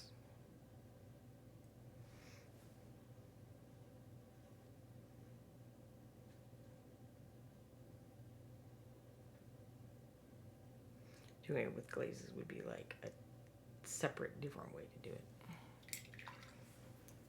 So on the whole, I think that I end up liking this better, and I've made them kind of similar in color, I realize now. So this does not look anywhere near as green as, the colors I started with, and the pinks here are close enough to the purples that it's not massively changing things either. You can see that little bit of red in the deepest depressions, but I like the overall effect of that better, I think. Now, be a little hard to do up here It might be that I would decide, okay, let's say that the growth pattern of this dragon is such that where the scales are small, I'm kind of, I'll pick a color and these are overall that color. And then the more shifty thing starts here and it's concentrated on the belly scales or on the face scales. Or these are cool. Might want to even do them a totally different version of that. Or maybe they're more of a traditional color blend to, keep the contrast of those. So many possibilities. This is where I get into trouble because there's so many possibilities and I have to make choices. And making choices is like not something I'm super well known for being good at. But for funsies, let's try the streak thing a little bit. Yeah, I mixed that one, that's true. And can I streak with these guys? 2. Let's find out. Because it may be that I can, by dragging these, kind of have a streak effect as well. Let's see, do that one.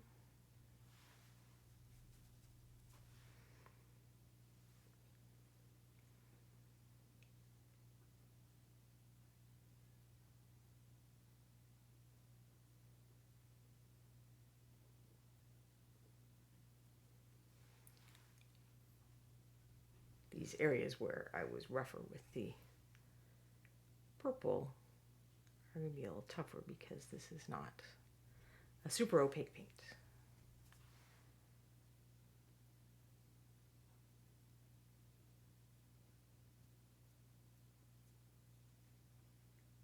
But we'll just do this as sort of proof of concept.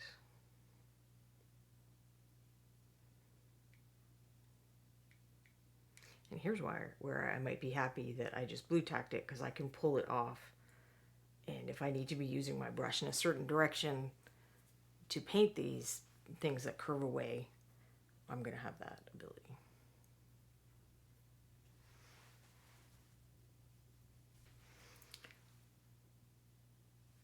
Just checking for shine. So there's kind of, you can see kind of the lines on the one that I was doing by hand. So let's see what we can get using tools. And I'm not displeased with the tools. Okay, well, I stuck them down pretty good, so I'm just going to go in the opposite direction instead. But I would probably pull it off to do this if this weren't just the test phase. Because I know I can't get the same stroke brushing that way. This is how I paint. I pull down towards me. So I've practiced that so much that I'm going to have way more control and be able to tell what I'm doing if I just continue doing that.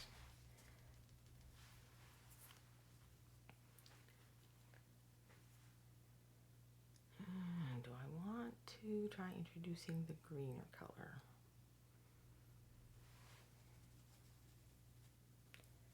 Just a little, maybe.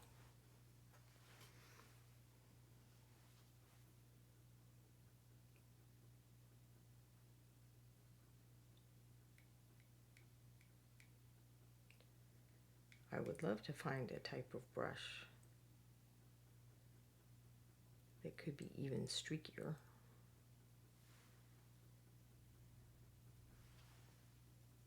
But the bristle brushes, if this was oil paint, it would be doing exactly what I want. As soon as water gets in them, they soften up a lot. I guess I need to try a fake bristle brush and see if that does it a bit more like what I want. Although this, I'm not unhappy with this. I can definitely see streakiness. So I haven't touched this one a lot. I did kind of that first teal color, but most of that is how I painted with the actual, regular brush, painting little lines. And I would say that the ones that I'm painting just by dragging this brush around are close enough that I am not displeased with them.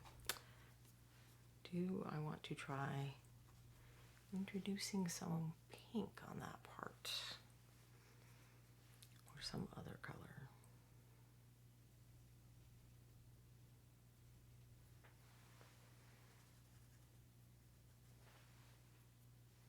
I don't know if I got enough teal out.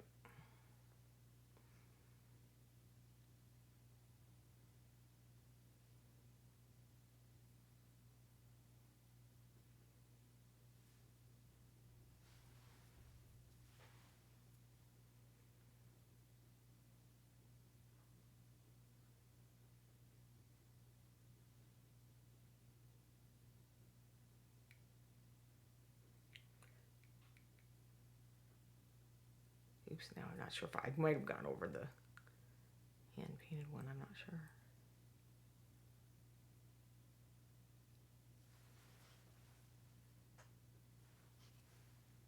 I like it. I still don't know if I like it as well as that. I feel like maybe that purple just is too not natural.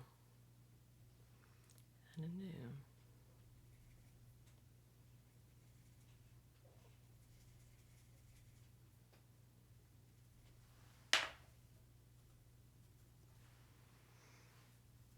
Let's play in the shadows and see what we can do after I finish playing in the highlights.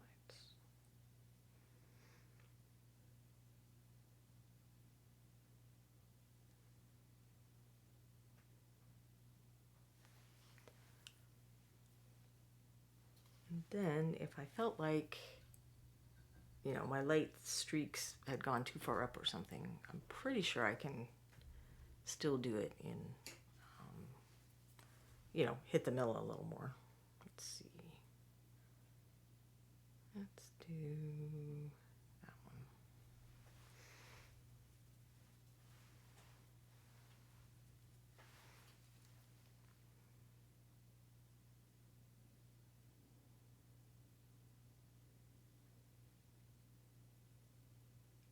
I don't mind it kind of lightening it up overall.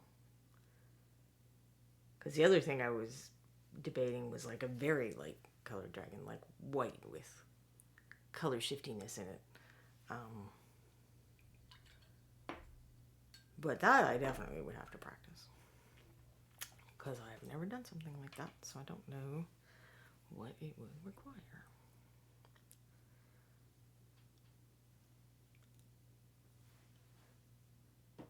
So I think I actually like the streaky effect more than the stipple, just on these particular scales for this particular dragon. I mean, not like as a only ever decision. But I want to try adding a little bit of that redder color in here and see if that, you know, I start liking the color more.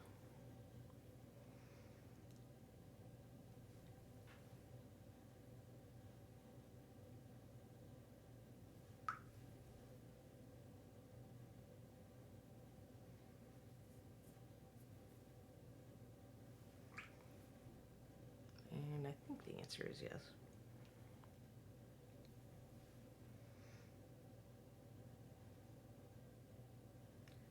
That maybe that original purple is just too not natural a color, or we need to go all the way, you know, to more the color complement of the greeny blues to make them all look happy together.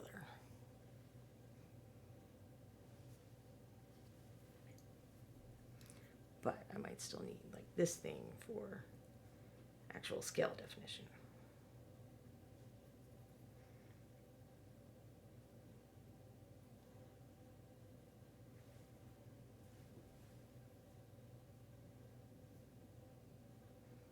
Because we really, like the paint makes it appear there was no definition between those two, but there definitely is in the sculpt, and the paint should probably reflect that. Unless, you know, like I talked about earlier, you're trying to do some other thing.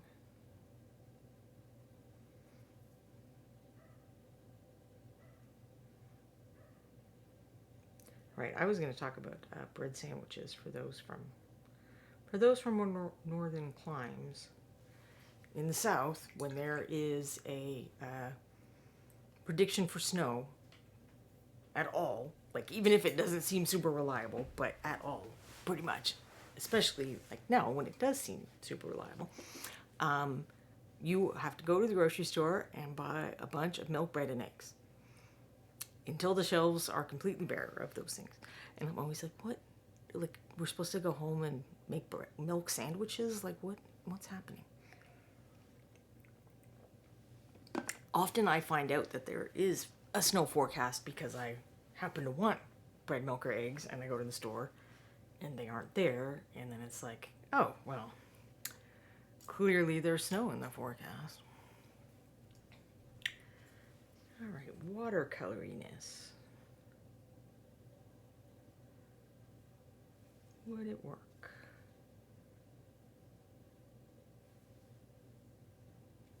So I don't know that I'm going to paint all of them with the third coat that they clearly need to get a nice, if this were watercolor paper, look.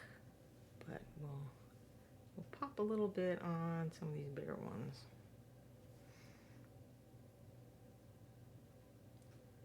At least. Then I'll go mess with paints.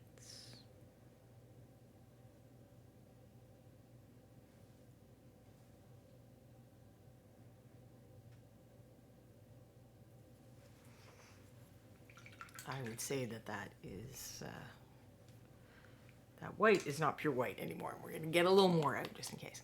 Gray mouser. That is so bizarre here. It's any holiday. Everyone goes nuts. I think my wife is preparing for World War III with canned goods. Yeah, I don't know that people buy a lot of canned goods. It's like the fresh stuff, because you know it's only going to be a few days, I guess is probably what it is. You know that, like, really weird if within a week you couldn't get out of your house and go to the store and get fresh things. And a week would actually be quite a long time. Unfortunately, I don't think this is going to melt by Tuesday afternoon for my cat's vet appointment, but I suspect it'll melt not long after that. So I have some of the super washes here. There is not a there's not a teal, so I'm gonna have to kind of make my own. There's the greenier one. Just gonna flip this around.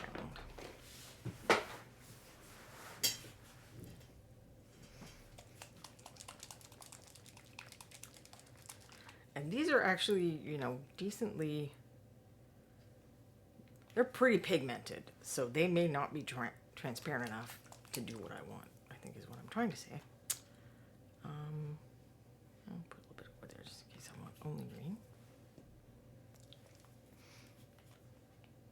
So I might have to mix a little brush on sealer in so that they maintain their properties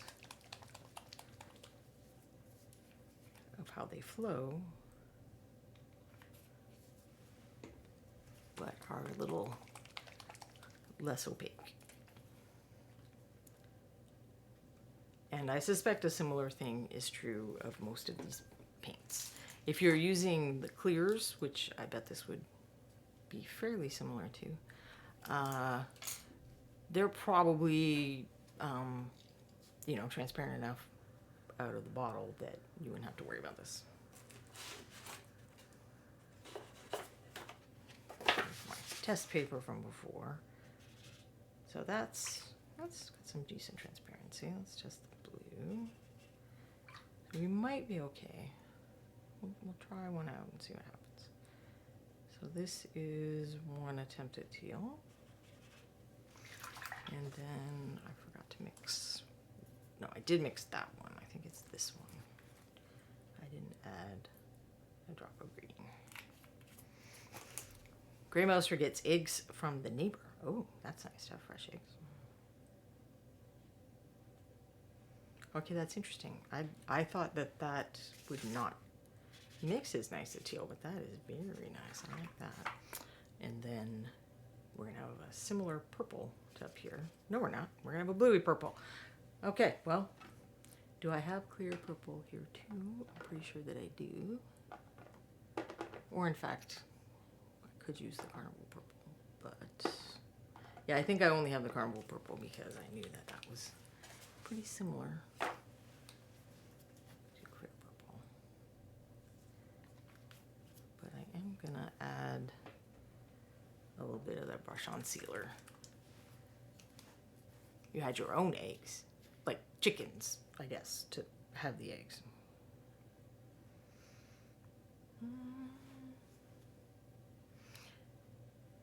This one was a little on the darker side.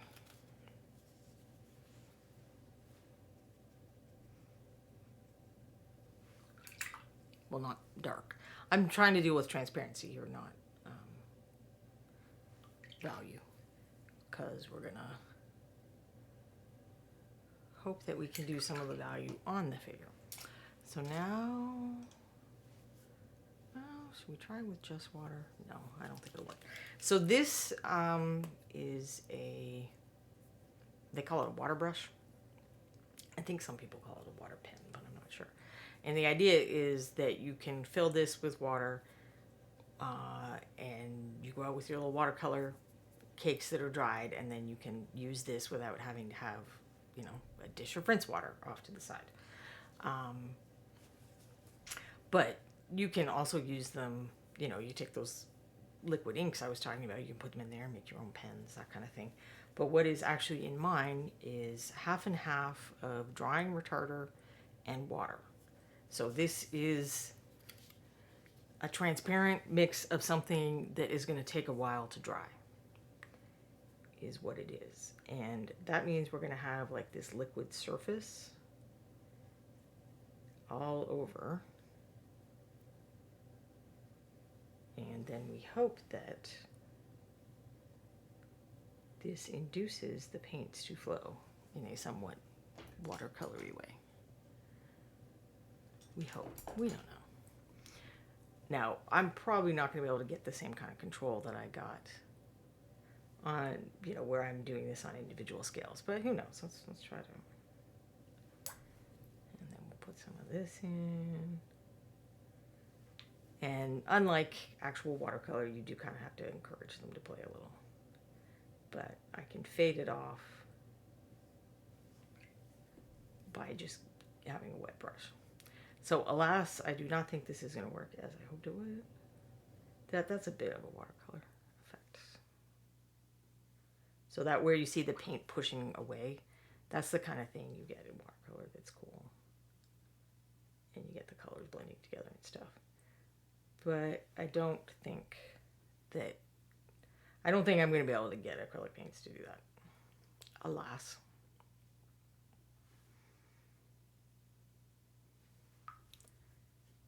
It was just like one surface. Maybe it would be doable.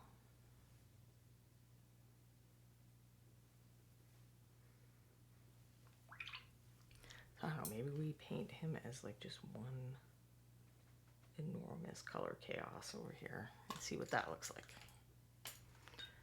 Since I already know this doesn't work great.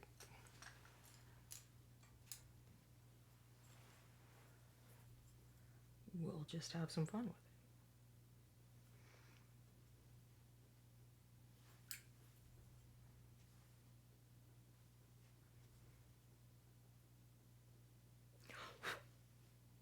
Getting little air bubbles is definitely going to be an issue that I'll have to watch out for.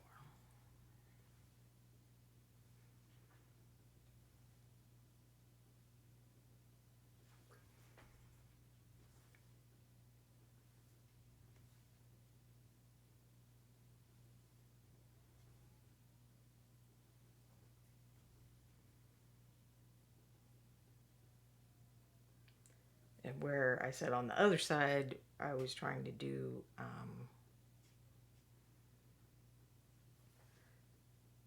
kind of optical mixing of colors where the colors weren't really mixed together. your eye just interpreted it that way. This is the exact opposite. These colors are literally mixing together. At least a little. I mean, maybe not as much as I hoped they would, but a little bit mixing. And then you can tell when that stuff starts to dry because the mixing stops. Wow, it must be dry in here because that stuff takes a hot minute to dry. This is not actually the Reaper drying retarder.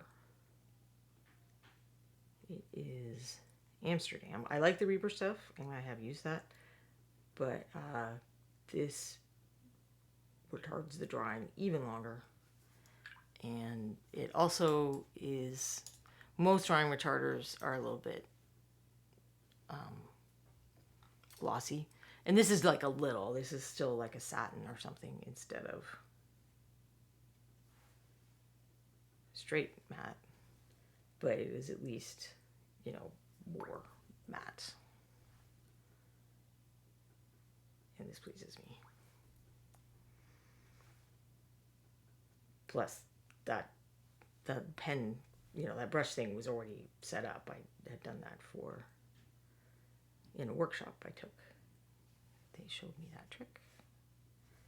And then I have shared that information with some classes at ReaperCon as well. Because you can use this for blending and not just weirdness like I'm doing.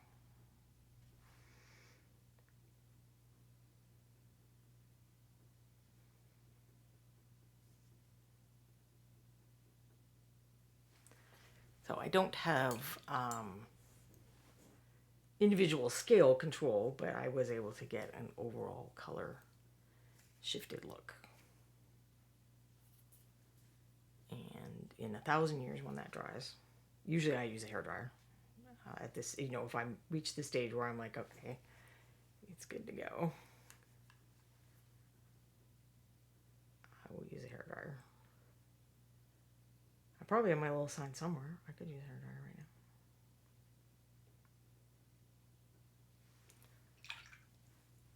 So if there's a way to do watercolor, kind of the way watercolor likes to do on miniatures using acrylic paint, I have not yet figured it out. So certainly I could try watercolor. But Reaper doesn't make those, and this show is on the Reaper channel, so I don't think that I should do that experiment here.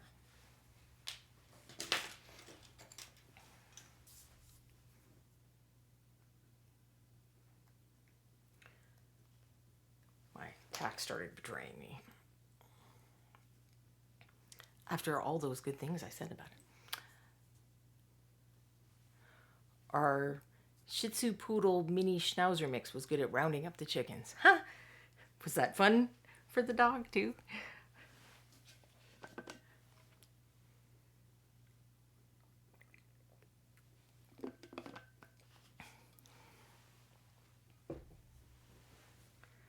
So yes, that will not dry unless, I mean, it will dry, but it will not dry before the end of the show, which should be any minute now, unless I apply the hairdryer. And I can, if, you know, there's some crevices here that are, you know, maybe too goopy, I can take a damp brush and try to remove the excess.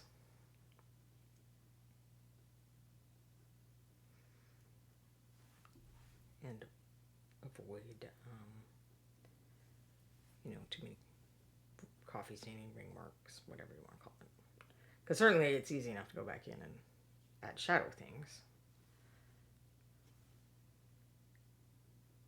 But I lost a little bit of my color in a few spots, so I'll put that back.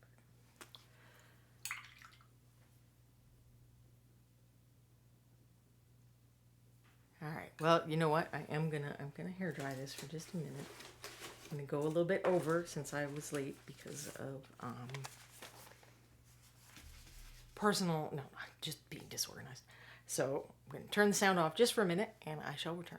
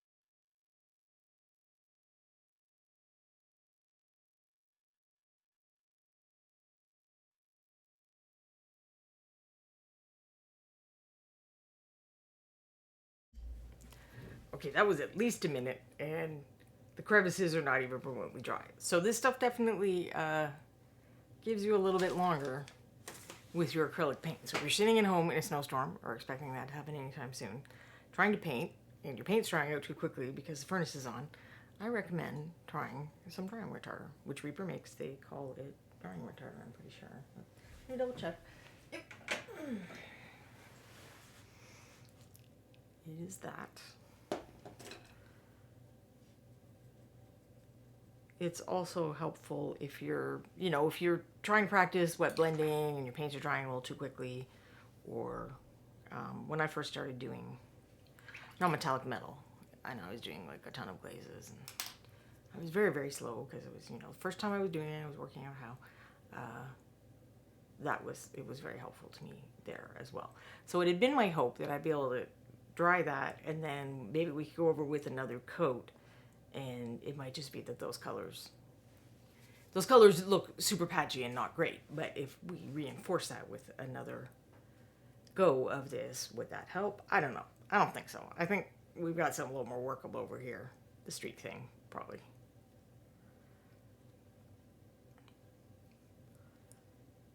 Although still lots of color decisions, because should these belly scales be the same, or should these back scales be different? And then he's got horns and eyes, and oh my goodness, lots of choices to make. So hopefully, possibly I'll continue with this. I don't know. I may decide to take off the paint and start over. Think about doing the one half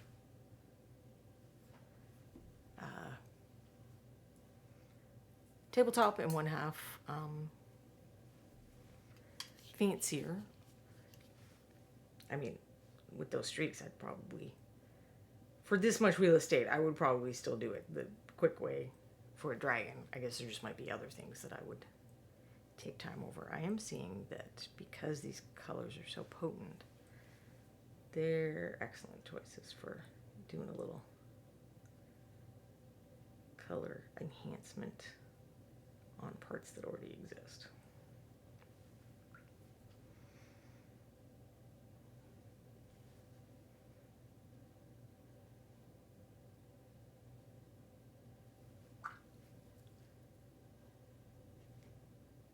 Straight green even?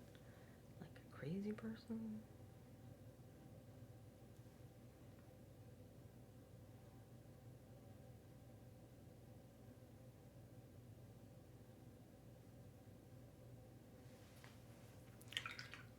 So that is the kind of thing I would probably muck around with as, a display version side. So I'll see if you'd all like to see that. Like maybe I paint the whole thing kind of like this, but one kind of quicker, more tabletop, and one fancier, or maybe different colors entirely. I don't know. I don't think this is the color of the wood dragon for the Lunar New Year, but he can still be our representative dragon for the Year of the Dragon on my show. I mean, not everywhere. Maybe, I don't think Julie's here today. I was gonna kind of hint about how we needed a Year of the Dragon maybe. So we'll have to pretend next week, if she's here, everybody pretend that that's Appreciated Dragon Day. And we'll try to plant some seeds for Julie to make us some more cool dragons. So hopefully that wasn't like totally weird and boring.